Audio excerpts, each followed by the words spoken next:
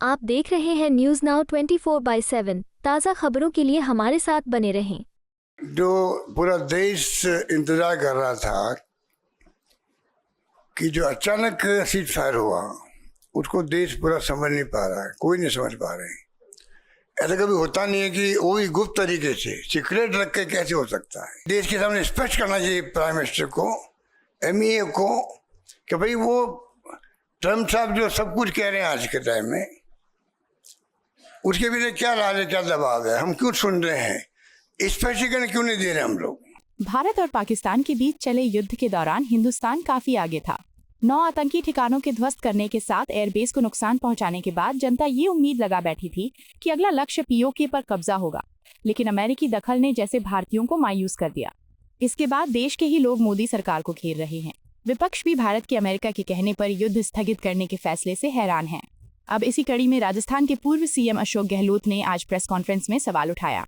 गहलोत ने सीधा सवाल किया कि आप अमेरिका की सुन क्यों रहे हैं।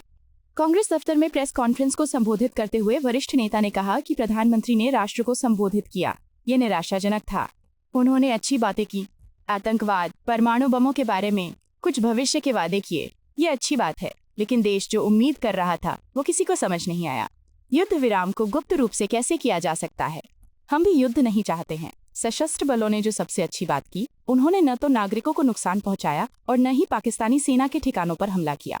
पूरी दुनिया ने सराहना की। गहलोत ने आगे कहा कि पहलगाम हमले पर हर कोई गुस्से में था। भारतीय सशस्त्र बल आजादी के बाद से बहुत अच्छा काम कर रहे हैं। अमेरिका ने हमेशा भारत पर दबाव डाला है। शिमला समझौता हुआ, अब अमेरिकी राष्ट्रपति ने हस्तक्षेप किया है। प्रधानमंत्री विदेश मंत्रालय को स्पष्ट करना चाहिए कि हम उन्हें क्यों सुन रहे हैं। अशोक गहलोत ने आगे कहा कि हमारा इतिहास रहा है कि आजादी के बाद भारत की सेनाओं ने कमाल ही किया है। अमेरिका ने हर बार भारत पर दबाव बनाया है, चाहे गोवा हो, सिक्किम हो या फिर 1971 की लड़ाई में बांग्लादेश बना।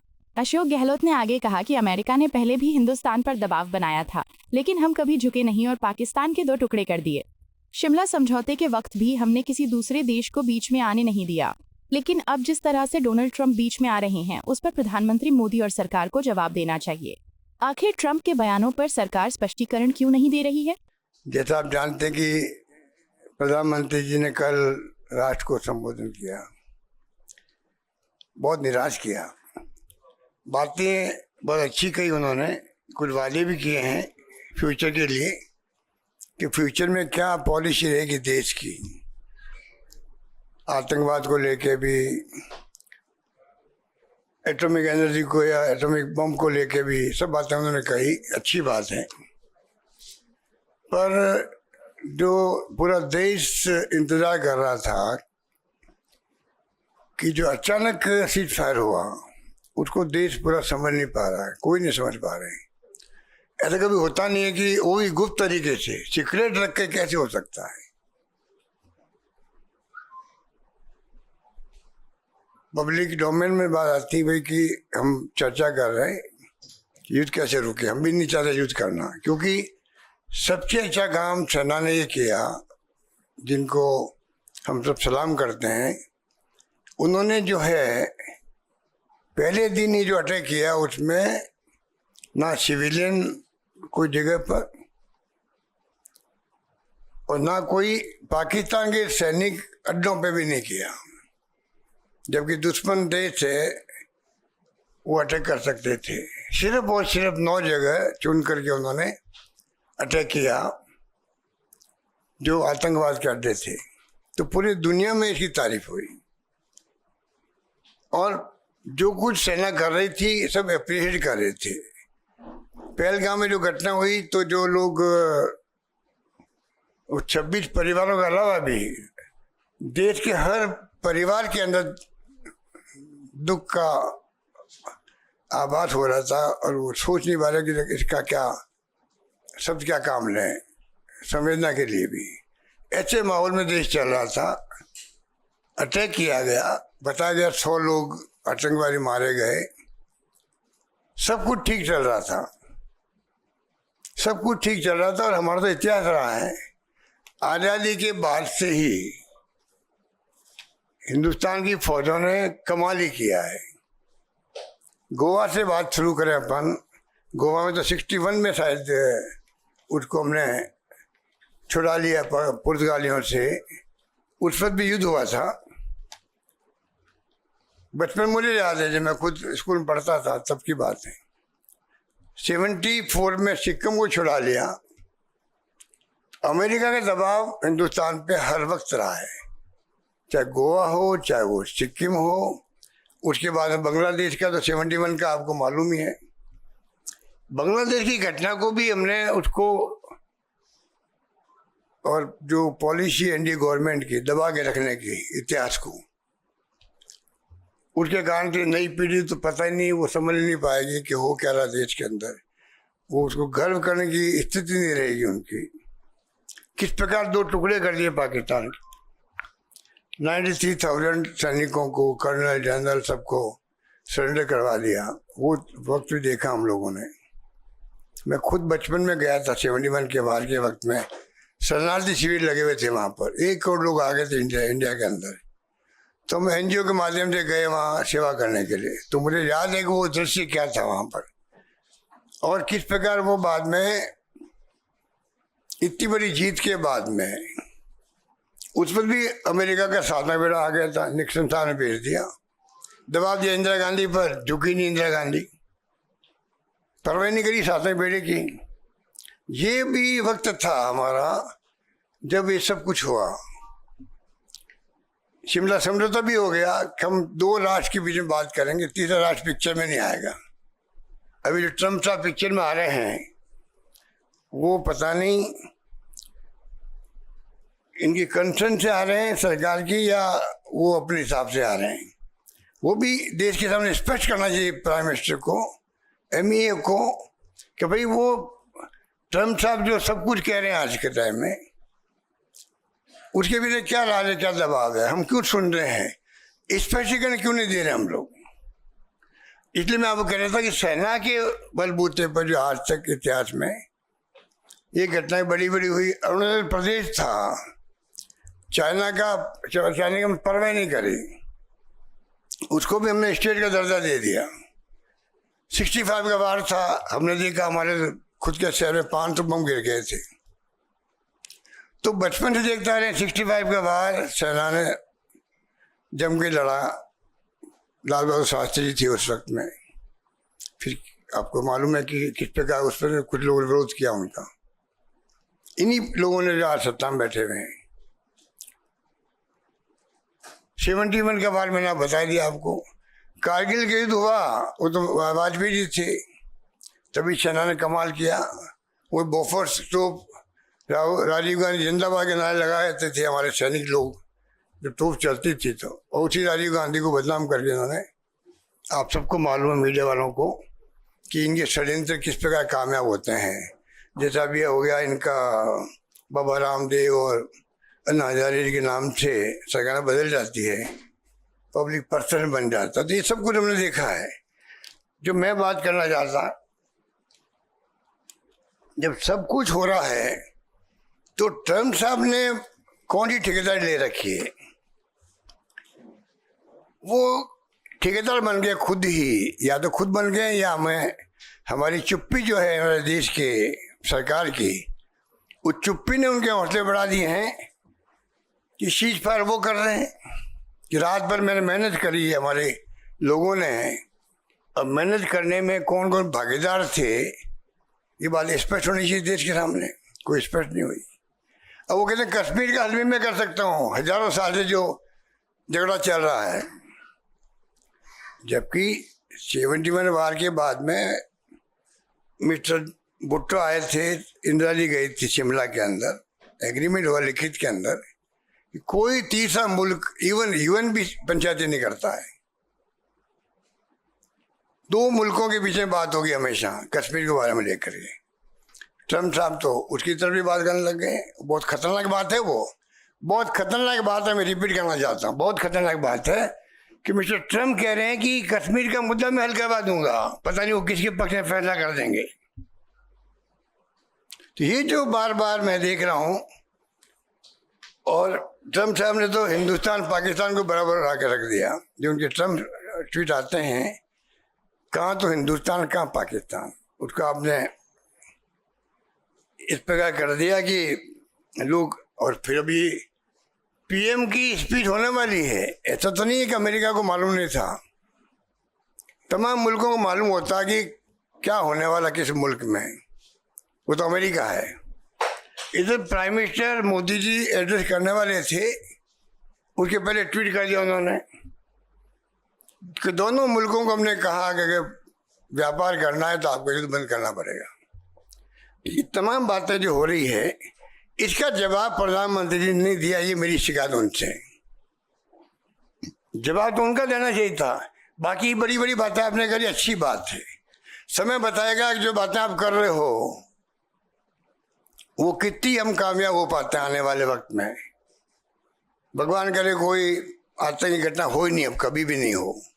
हमारा तो ये ध्येय होना चाहिए था कि हमेशा के लिए पाकिस्तान की ऐसी स्थिति कर दें हम लोग, कम से कम वो जो है आतंकवादी घटना करने के काबिल नहीं रहे हो। और एकदम अचानक स्विच फायर हो गया, पूरा देश सख्ते में आ गया है कि भाई हो क्या गया, समझ के परे है। इस प्रकार से जो और इधर तो हो रहा सीज फायर है और 2 घंटे बाद में वापस अटैक हो रहे हमारे ऊपर। तो दुनिया क्या सोच रही होगी कि पाकिस्तान घबरा गया या कौन घबरा गया जिससे कि सीज फायर भी हो रहा है। सरकार कह रही है कि जो डायरेक्टर जनरल थे मिलिट्री ऑपरेशन के, उनका फोन आया हमारे पास में पाकिस्तान के, कम युद्ध बंद करना चाहते हैं। ये तमाम बातों की सच्चाई जब तक सरकार नहीं बोलेगी, सूत्र के आधार पर आप लिखते रहेंगे, मीडिया वाले सूत्र के आधार पर लिखना और वक्तव्य देना सरकार का रात दिन का फर्क होता है, आप भी समझ सकते हैं। अभी तक कोई स्पष्टीकरण कहीं से नहीं आ रहा है। तो ये मैं कह रहा था कि अभी भी आज 13 तारीख को मैं देखा, कल का भी इंडिगो की फ्लाइट, एयर इंडिया की फ्लाइट सब कैंसिल कर दी गई। अमृतसर में, चंडीगढ़ में, राजस्थान के हिस्से में, लेह में, लद्दाख में, या आपका श्रीनगर में भी। तो ये अभी तक क्या हो रहा है पता नहीं। हालांकि मिलिट्री वाले कह रहे हैं कि ऐसी कोई बात नहीं है। तो ये देश जानना चाहता है कि मोदी जी सरकार पे या आप पे कौन सा दबाव है जिस कारण से हम स्पष्टीकरण नहीं दे पा रहे हैं। बल्कि मेरे हिसाब से, जो मेरा अनुभव कहता है, पहला ट्वीट आया था जब आपका मिस्टर ट्रम्प का कि स्विच फायर के लिए फैसला हमने कर लिया, तब उनको सरकार की तरफ जाना चाहिए था कि तीसरा पक्ष इसमें कोई पंचायत नहीं करेगा, ये हमारी पॉलिसी 71 की बनी हुई है, ये कहना चाहिए था। उसकी बजाय ट्रम्प साहब बार बार ट्वीट करते जा रहे हैं, कभी ट्रेड को लेकर के कह रहे हैं, कभी वो कश्मीर को लेकर कहने लग गए। तो ये जो हो रहा है ये बहुत आशंकाएं पैदा करता है और हम सब देशवासियों वाली चिंता का विषय होना चाहिए। क्योंकि अविलंब क्यों नहीं एमईए ने बात करी, क्यों नहीं स्पष्टीकरण दिया, यह आज भी सवाल हमारे सामने खड़ा है। कल पीएम जब बोले थे तो हमें उम्मीद थी कि किसी न किसी रूप में प्राइम मिनिस्टर खुद जो है इन तमाम बातों को क्लैरिफाई करेंगे। वो कल चूक गए हैं डैमेज कंट्रोल करने में। डैमेज बहुत भारी हुआ है सरकार को भी, क्योंकि जिस प्रकार से कहा तो इंदिरा गांधी ने 2 टुकड़े ही कर दिए पाकिस्तान के, सरेंडर करवा दिए सेनाओं को। और यहाँ तो 3 दिन का मामला था, सेना अच्छा काम कर रही थी, घुस रही थी उनके अंदर, और अचानक ही स्विच फायर खबर आ गई। कहाँ कमजोरी ये बताए, सरकार बताए कहाँ कमजोरी है। क्योंकि देखिए 11 साल के बाद में, 11 साल के बाद में मैंने अनुभव किया है कि देश में पक्ष विपक्ष एक नजर आया, नंबर 1। नंबर 2, माहौल ऐसा बन गया, पूरा मुल्क एक है। पूरी दुनिया के मुल्कों में एक मैसेज गया, हिंदुस्तान वो मुल्क है जहाँ पर पूरा मुल्क ऐसे वक्त में एक खड़ा हो जाता है, पक्ष विपक्ष और आम जनता भी। ये माहौल तो मोदी जी के आने के बाद तो समाप्ति हो गया था, और इनकम टैक्स, ईडी, सीबीआई के राज चल रहा था। पहली बार, और उसने ईडी ने काफ़ी पक्ष विपक्ष को भी डिस्टेंस कर दिया, डिस्टेंस बढ़ा दी उनके बीच में। पहली बार मैंने देखा इतना शानदार माहौल बना। राहुल गांधी जी ने जब कहा पूरा विपक्ष आपके साथ खड़ा है, रिपीटेडली कहा उन्होंने, और कहा ही नहीं खाली, निभाया, सब तरह से निभाया हम लोगों ने। माहौल बन गया देश के अंदर एकजुटता का, सेनाओं का हौसला ही बढ़ गया कि सब पूरा मुल्क हमारे पीछे खड़ा है। तो क्या कारण था कि ये सब कुछ उलट गया, ये समझ के परे है, हमें समझ नहीं आ रही है। पहलगाम में भी अभी घटना हो गई, उड़ी में पहले हो गई, आपने सर्जिकल स्ट्राइक कर दी। पुलवामा में 50 किलो RDX वो रहस्य बना अभी तक भी, कहाँ से आया ना कहाँ कुछ हुआ। कुछ 40-50 लोग मारे गए हमारे उस वक्त में भी।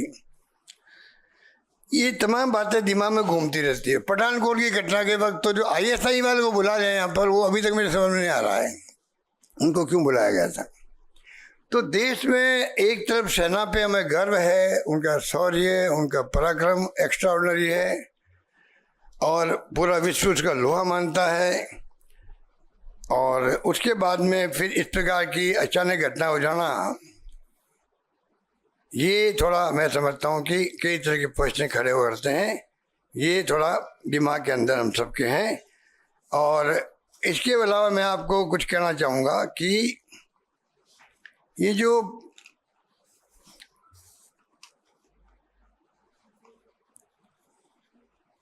प्राइम मिनिस्टर ने कल जो एड्रेस किया उसमें वादे किए हैं, वो वादे आपने सुन लिए होंगे, इसलिए मैं पढ़ना नहीं चाहता कि बहुत ज़्यादा उसके अंदर बातें कही गई है, क्योंकि ऑपरेशन सिंदूर जो नाम रखा गया और उसी के अकॉर्डिंग टू एक्ट किया सेनाओं ने। पर अभी इसके बाद में जो मैं देख रहा हूँ कि प्राइम मिनिस्टर ने कहा न्यूक्लियर ब्लैकमेलिंग नहीं चलेगी, अच्छी बात है। POK पे और आतंकवाद पे बात होगी, बहुत अच्छी बात है। जो बातें उन्होंने कल कही है कि हम उसके अलावा आतंकवादियों को, उनके पनाहगारों को कोई अंतर नहीं करेंगे, नजर रहेगी हमारी, कार्रवाई जारी रहेगी। ये जो आपका वो कह रहे कि जो ऑपरेशन सिंदूर है ये अस्थायी रूप से स्थगित हुआ है। मैंने तो कभी सुना नहीं आज तक कि अस्थायी रूप से भी सीज फायर होते होंगे। सीज फायर का मतलब सीज फायर होता है, सोच समझ के होता है। इसका मतलब ये सीज फायर भी बिना सोच समझ के हुआ है। पता नहीं सीज फायर का क्या होगा, कब वापस भड़क जाए पाकिस्तान, कोई पता ही नहीं इसका मतलब। जब आप कह रहे हो कि तो अस्थायी है, तो अस्थायी है आपका सीज फायर। आतंक के विरुद्ध कार्रवाई जारी रहेगी, तो फिर आप बताइए ये ऑपरेशन जो स्थगित कैसे हुआ आपका? इसका मतलब तो या तो दबाव में जो अमेरिका में बैठ करके टेलीफोन पे बात की होगी प्राइम मिनिस्टर से पाकिस्तान और हिंदुस्तान के, या MEA के विदेश मंत्री से की होगी, पता नहीं। इतना बातें क्लियर होनी चाहिए सामने। तो ये इस तरीका जो मैं समझता हूँ कि जो अपनाया गया है। और फिर मैं कहना चाहूँगा कि जब पूरी विपक्ष आपके साथ हैं, पूरा विपक्ष साथ में आज भी आगे भी रहेगा, तो क्यों नहीं आप खुद भाग लें मीटिंग के अंदर। ऑल पार्टी मीटिंग की बात जो की जा रही है, उनको भाग लेना चाहिए।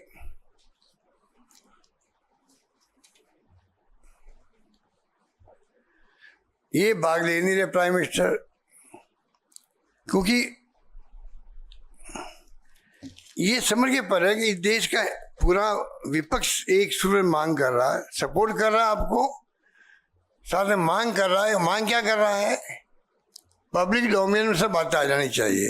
अगर पार्लियामेंट सेशन चलेगा, उसमें बहस होगी, तो आपकी सोच क्या है, पाकिस्तान में एक्चुअल में क्या हुआ, आपने क्या किया, आपकी नीति क्या है, जो आप कल बोले हो, ये अगर रिकॉर्ड में आती है, पूरा देश सुनता है। ऑल पार्टी मीटिंग में कई सुझाव आते रहते हैं। 2 मीटिंग आप की है, आप खुद नहीं गए, अब तीसरी मीटिंग में आप खुद चले जाइएगा मान लीजिए, और मैसेज अच्छा जाएगा देश के लिए। सेशन बुला लीजिए पार्लियामेंट का, कोई दिक्कत नहीं होनी चाहिए, क्योंकि राहुल गांधी जी खुद आगे बढ़ करके हमें चेता रहे हैं, वार्न कर रहे हैं देश को। कोविड के वक्त में देख रहा था जो उन्होंने कहा कोविड की स्थिति बनेगी, आखिर वो स्थिति बनी उस वक्त में।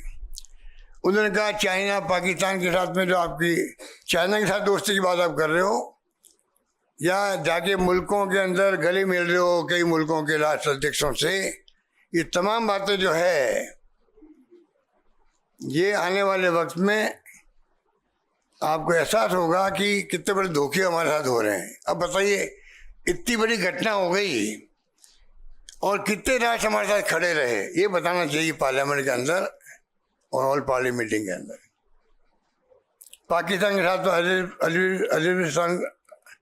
अजरबैजान था, और साथ में वो टर्की लग गया। टर्किया का नाम हर टर्किया हो गया ना, मतलब हम तो बचपन में टर्की सुनते आ रहे हैं।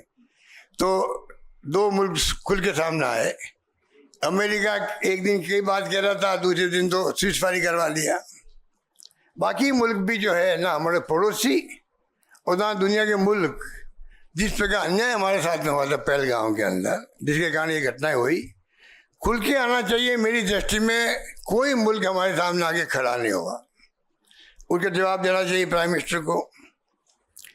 तो ये सरकार तो देखो मॉरल अथॉरिटी और मॉरल करेज खो चुकी है। ये सरकार जिस प्रकार से इन्होंने सीज़फायर किया है, ये मौका था पाकिस्तान के आतंकवाद को हमेशा के लिए नेस्तनाबूद करने का। ये 6 महीने बाद में आने लग जाएंगे वापस आतंकवादी।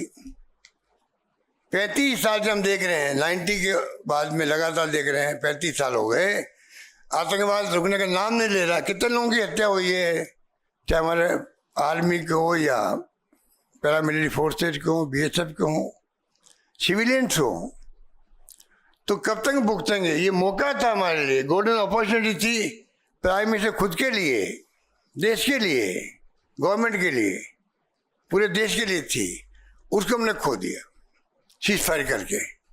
अगर सीज़फायर करना ही था तो बाकायदा PM लेवल पे बातचीत होती, या MEA के मंत्री हैं लेवल बात होती, कॉन्क्रीट बात होती कि कोई भी भविष्य में पाकिस्तान की सरकार, उनकी सेनाएं कोई भी अलाउ नहीं करेगी पाकिस्तान में टेररिस्ट के अड्डों को, अलाउ ही नहीं करेगी। और तो उनके हाथ में है, मालूम होता है सरकारों को कहाँ कहाँ अड्डा लगा हुआ है टेररिस्ट का, उस पर बात होती।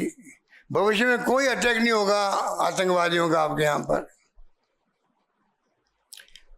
कुछ कॉन्क्रीट बातें होती जिसको लेके हमेशा वायलेंस होता है जम्मू कश्मीर के अंदर, वो उसके ऊपर कोई बात ही नहीं हुई और सीज़फायर हो गया। आपको यह वीडियो पसंद आया हो तो इसे लाइक करें, हमारे चैनल को सब्सक्राइब करें।